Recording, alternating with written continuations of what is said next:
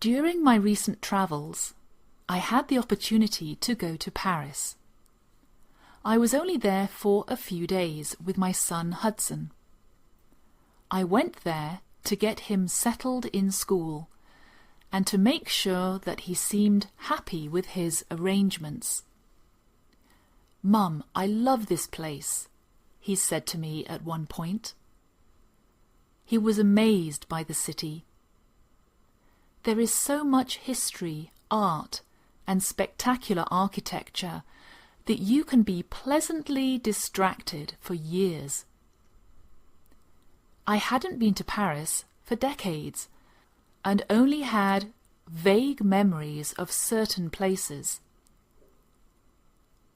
One of my good friends, Lorraine, joined us for the weekend, which was a special treat for me. She lives near London and so caught the Eurostar train to Paris, a journey that only took 2 hours.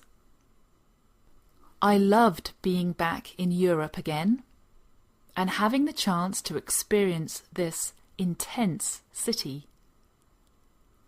Winter, I suppose, is not the best time to go to Paris to study. However, as spring gets closer, the days get longer. There is less rain and more sun. My son will find himself in a city that is like a painted masterpiece.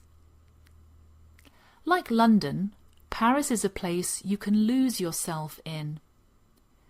That means that your mind can be totally absorbed by things other than yourself.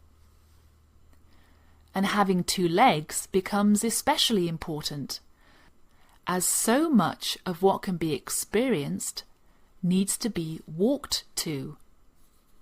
You walk down narrow alleyways and discover art galleries. You walk around a historic building to take just the right photo. Or you walk past cafe after cafe until you find the one that is particularly pretty or has the best view.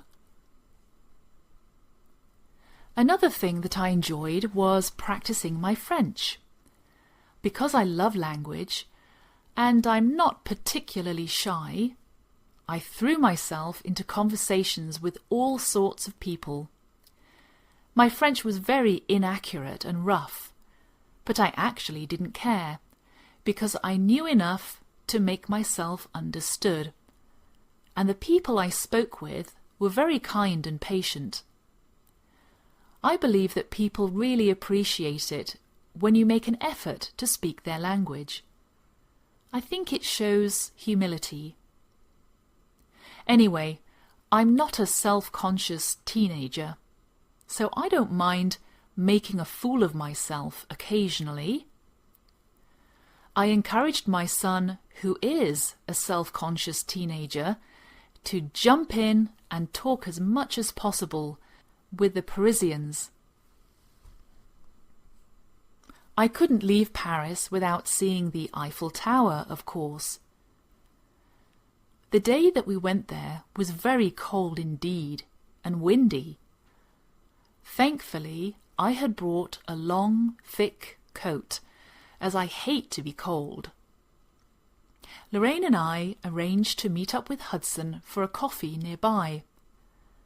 There were so many people. Underneath the tower is now sectioned off, for security reasons, which is understandable. So we decided to go into one of the nearby tents and have a hot chocolate.